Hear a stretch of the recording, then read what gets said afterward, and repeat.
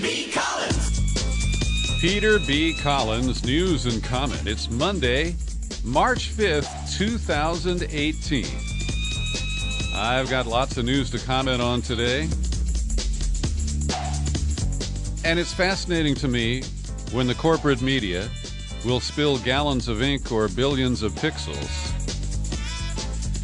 and miss the major point of a developing story.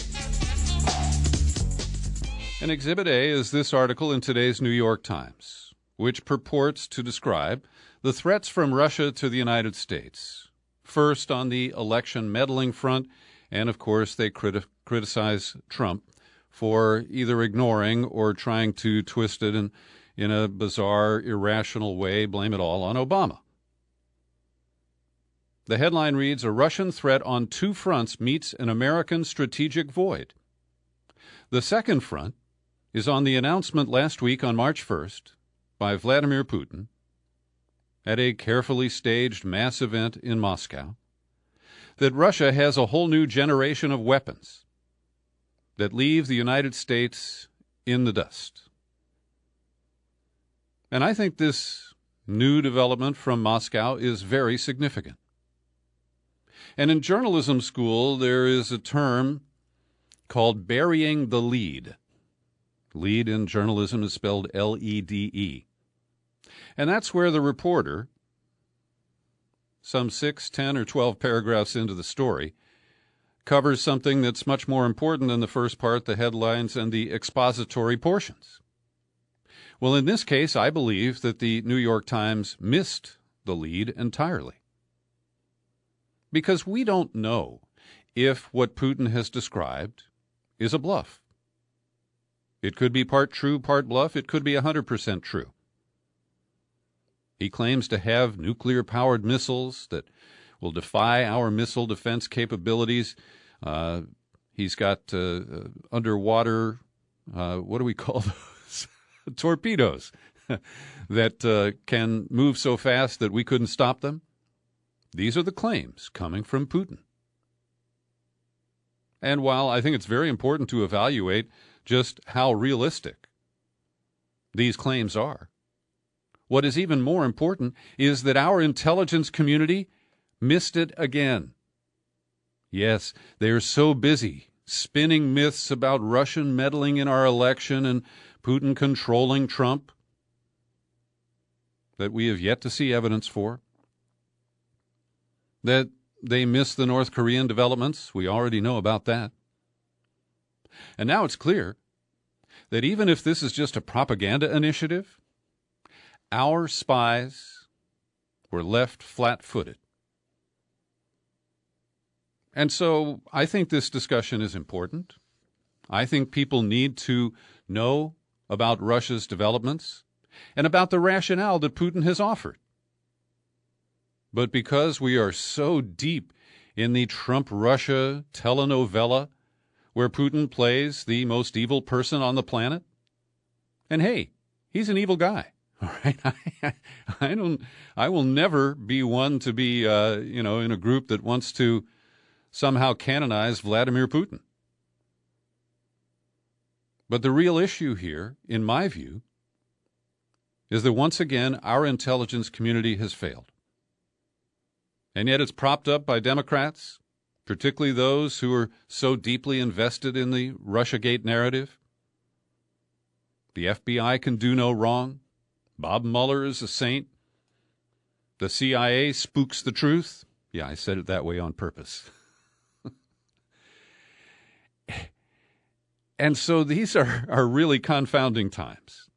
And I believe that the honest approach to dealing with Putin with these new developments is to propose some talks.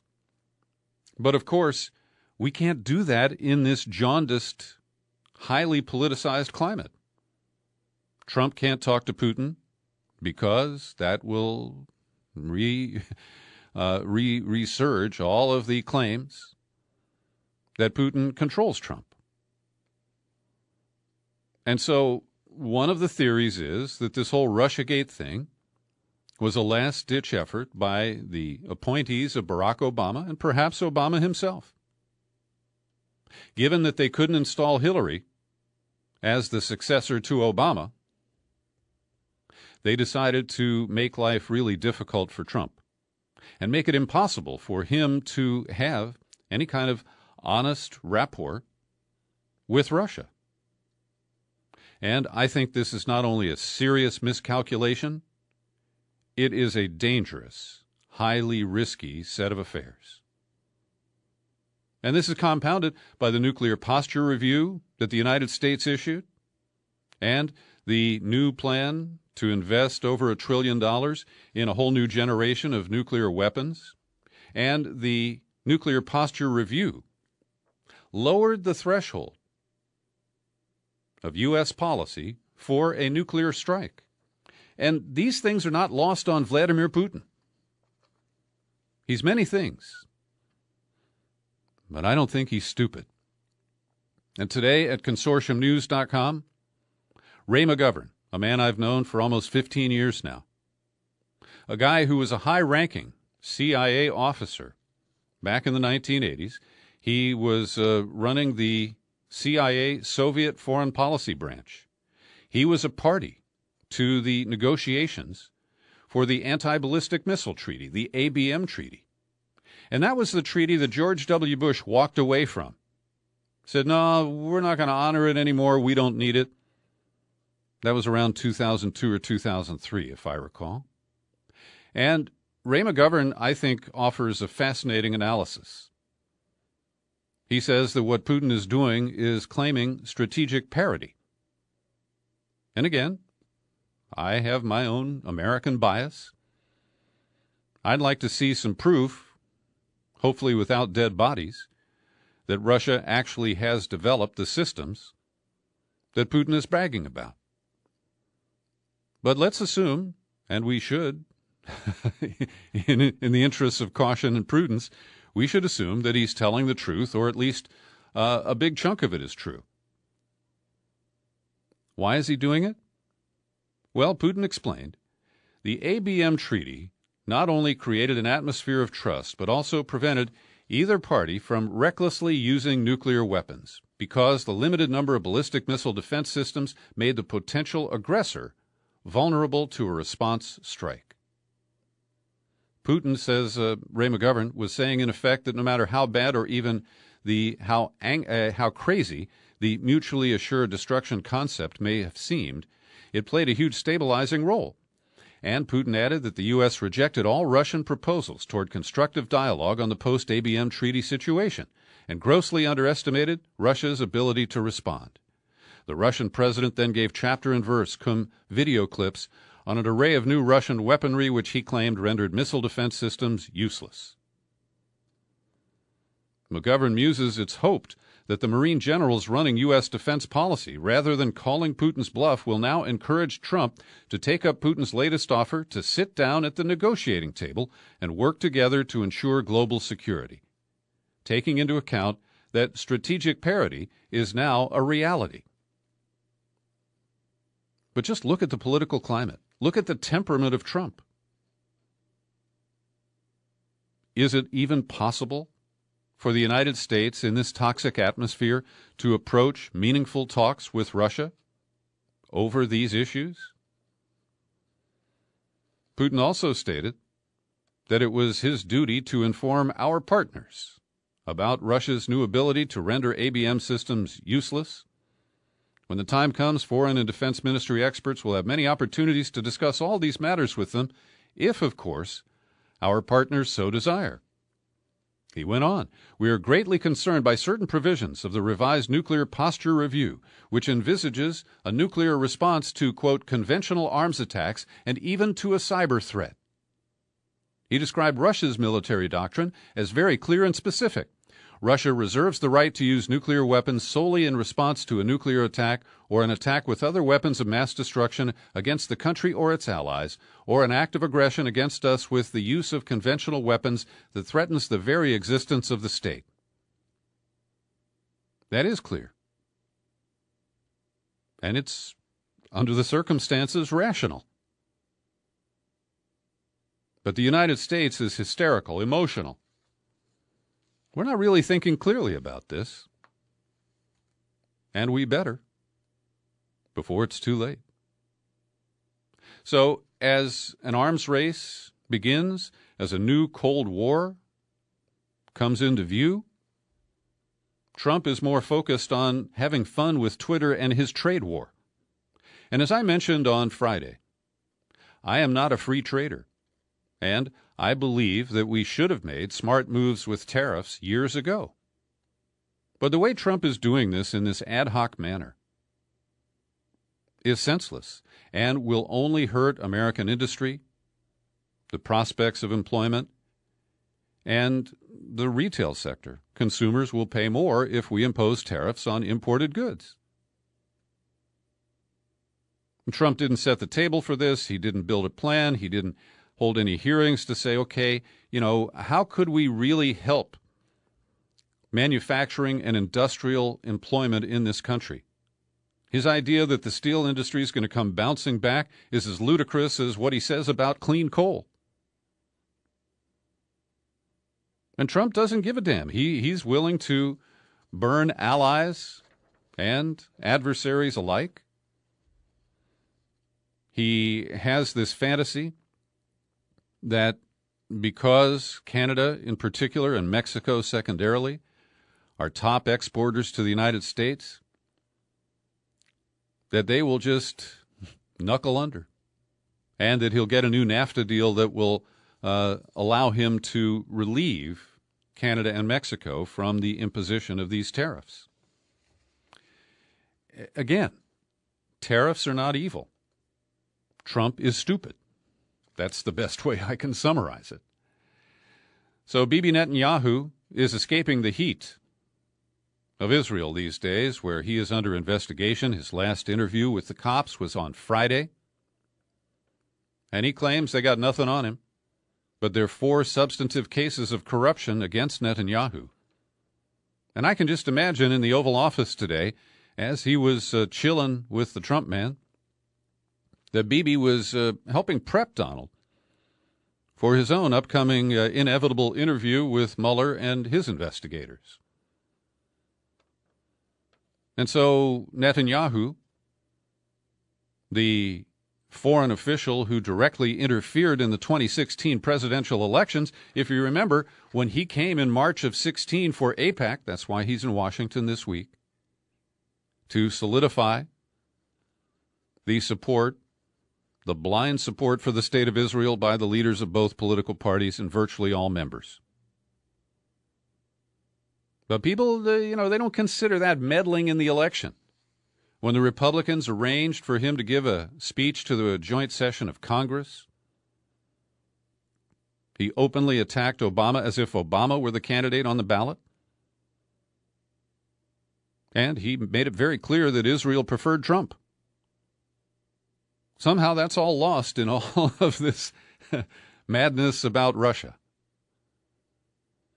And so the happy folks there had Jared Kushner join the meeting with Trump and Netanyahu. He might need some pointers on how to handle his next interview, too. And so, this is just another unusual sidebar to the Trump mania that we are experiencing right now. And, of course, Netanyahu is thrilled that Trump has agreed to move the U.S. Embassy to Jerusalem with an early opening date.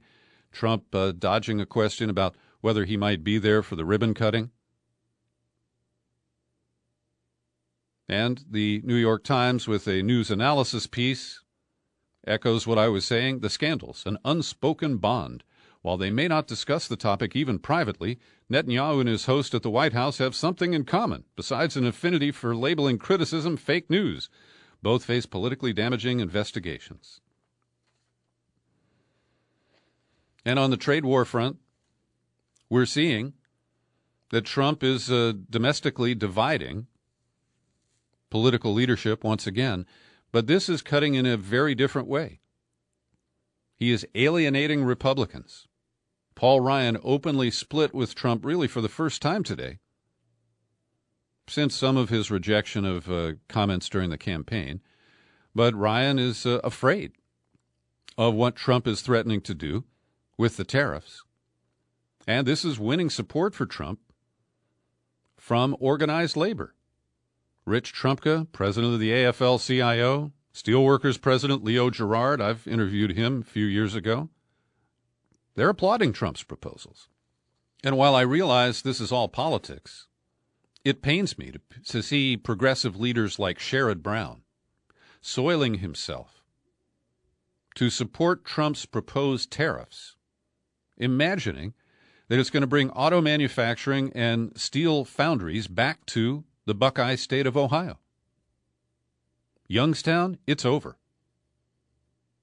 Believe me, as Trump would say. But labor is easily led on a political side trip like this. Tim Ryan, the blue dog of Ohio, member of Congress, the House, he said, "I'm very supportive of what the president has done. What China has been doing is bullshit. They're cheating. They're subsidizing their product. Only China is the number 10 or 11 exporter of steel to the United States. And we're going to burn 9 or 10 other countries in the process of trying to send a message to China." Now, Ryan did criticize Trump for not rolling out the proposals in an organized fashion. But he said the moves were long overdue. He thought Obama should have been more aggressive on trade and preserving America's steel industry. Well, in that respect, I think Obama was a realist. Meanwhile, the Dreamers are protesting in Washington, D.C. today. This was the day that their protection under the DACA policy was due to expire. That was Trump's choice. But the courts intervened. It's taken the pressure off Congress. And instead of focusing on immigration, which is now likely to languish for a long period of time until maybe the Supreme Court makes its decision on DACA, that will be next year sometime. So the Dreamers are back in the hostage tank, just drifting, unsure of what their futures will be. Should they go to school? Should they take a job? They can't leave the country. Should they reapply? Does that make them a target? Does it move them up the list for deportation eventually? It is so ugly and obscene to see my country treating human beings in this manner. And, of course, the Senate is now ignoring the Dreamers and the DACA issue so that they can make no progress on any kind of new meaningful gun regulation. And it is amazing that last week we saw major retail chains take action, certainly in reaction to public opinion, where our elected leaders, who are supposed to be the most responsive to public opinion, right? They're there to represent us. We employ them, right? That's the the model we use. Well, Dick's Sporting Goods Store, Walmart, Kroger, REI wasn't selling weapons, but they discontinued products from gun manufacturers. These are pretty amazing moves in a short period of time, and no act of Congress was involved or required. And you know how the state of Georgia has made this big threat to cut off a tax break on fuel that Delta Airlines enjoys because Delta ended their affinity program with NRA members?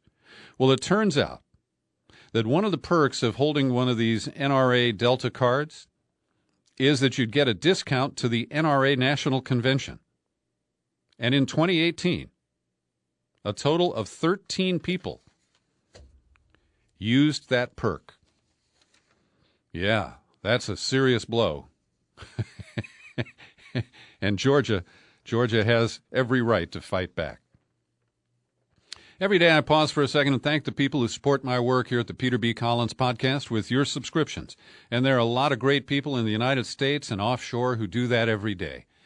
And instead of shaking you down for myself today, I'd like to ask you to support someone else. Mark Crispin Miller is a professor of media at New York University. He has been a great source. He pushes out information on Facebook and on an email list called News from Underground. And I know Mark. I've interviewed him many times. I have the highest respect for him. He's a true independent thinker. And I learned in a mass email today that Mark Crispin Miller has been sick for 7 years. He's been on a really tough odyssey, going from clinic to clinic and doctor to doctor, trying to figure it out. And he said they've finally arrived at a meaningful diagnosis that he has chronic Lyme disease. And I shared with Mark an interview I did in 2014 with Dr. Horowitz from New York State, a national expert on chronic Lyme, and also steered him to the documentary films by Andy Abrahams-Wilson from here in the Bay Area. But Mark Miller, a tenured professor, is in the difficult position of asking strangers for money because his health insurance plan doesn't cover the treatments for Lyme. It does cover treatments that didn't do him any good.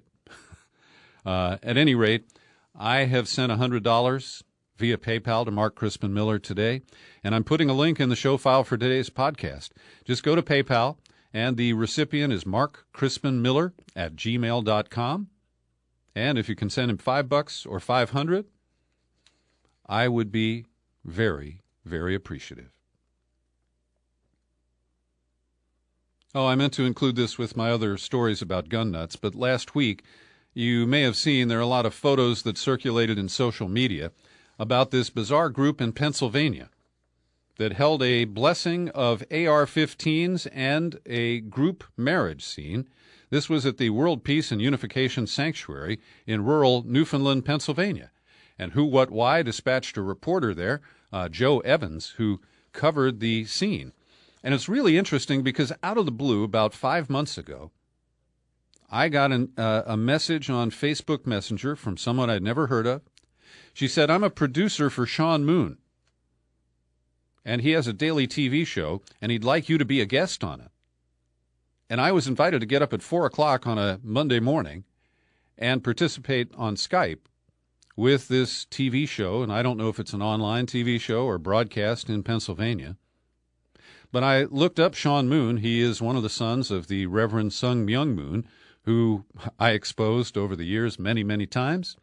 And I declined that invitation. I didn't want to be involved with him in any way, shape, or form. But he really is as crazy as his father. He held this marriage and gun blessing ceremony. He directed those in attendance to turn toward the camera, to wave and bow. New couples become royalty, kings and queens with crowns and rods of iron, which is a quote from Revelation, which he uses to refer to assault-style weapons like the AR-15. This week in the United States Senate, it's going to be a defining moment. There are at least a dozen Democrats who are poised to vote for a bill to roll back the Dodd-Frank bill.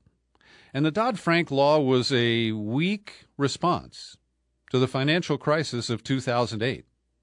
Even still, it rankles Wall Street, the big banks, and they want to get it.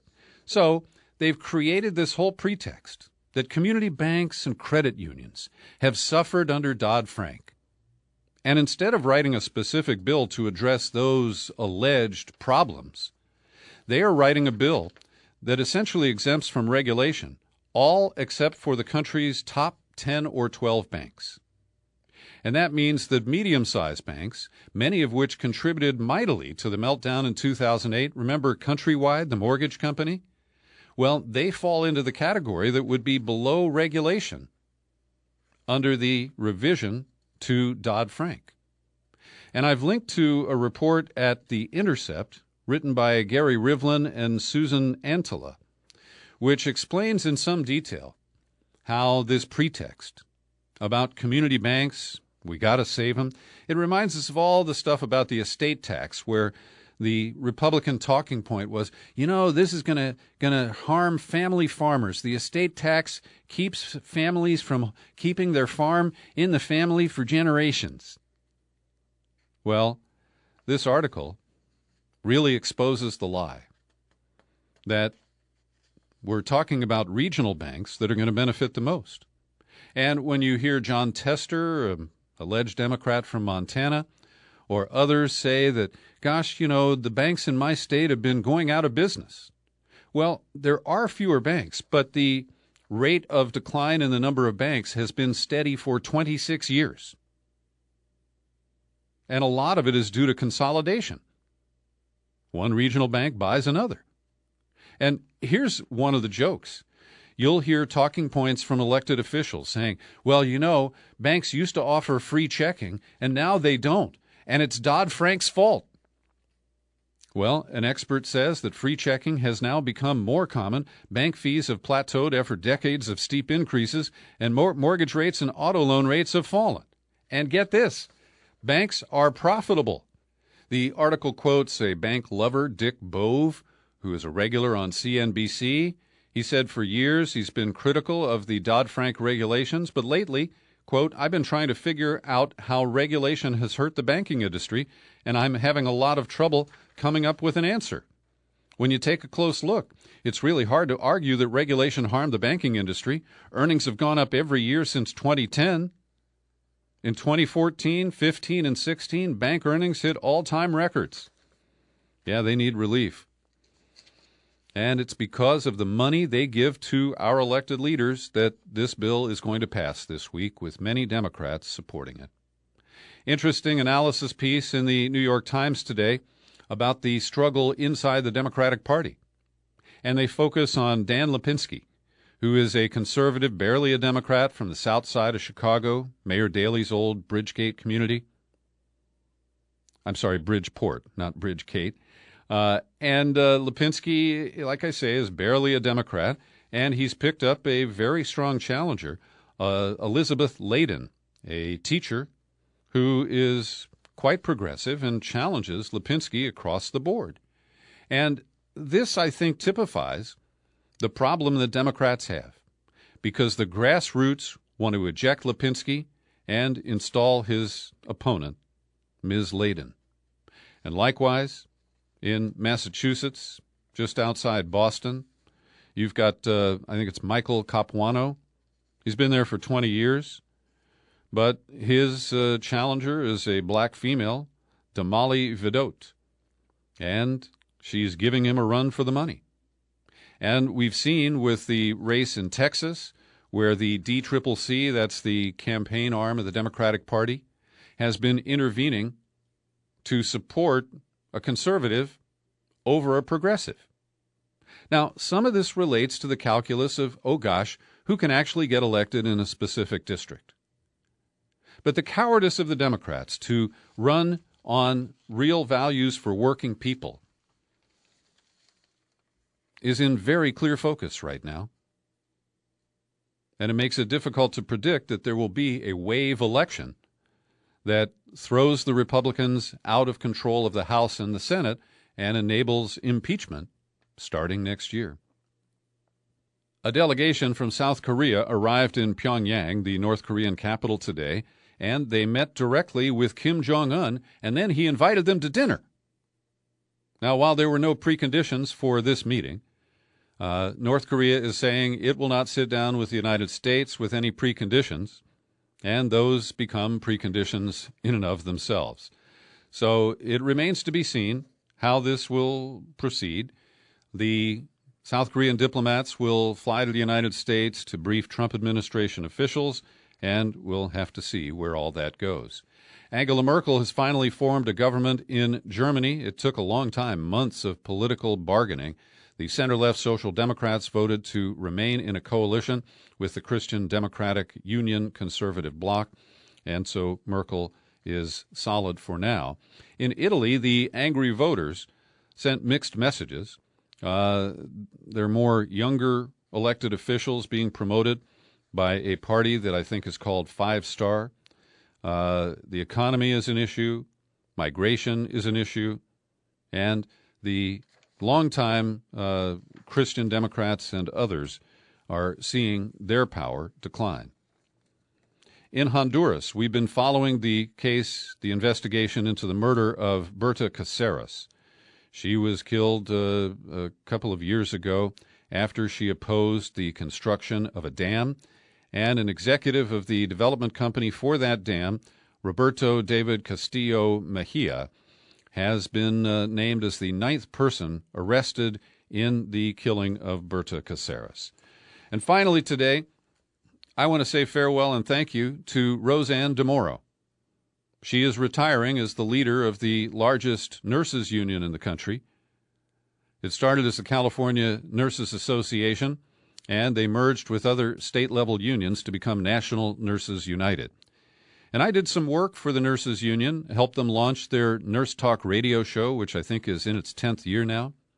I also did some political projects, in particular, on the very clever antics that helped stop Meg Whitman from buying the governorship here in the state of California. And Roseanne DeMoro deserves credit for her courage, her political insight, and her willingness to use political theater to inform the public and advance political messages. Roseanne DeMoro has done a great job, and she deserves her retirement. I wish you well, Roseanne.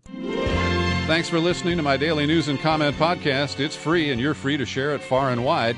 You'll find it on YouTube, and if you go there, click the subscribe thing for me, will you? Happy trails to you until we meet again. Happy trails.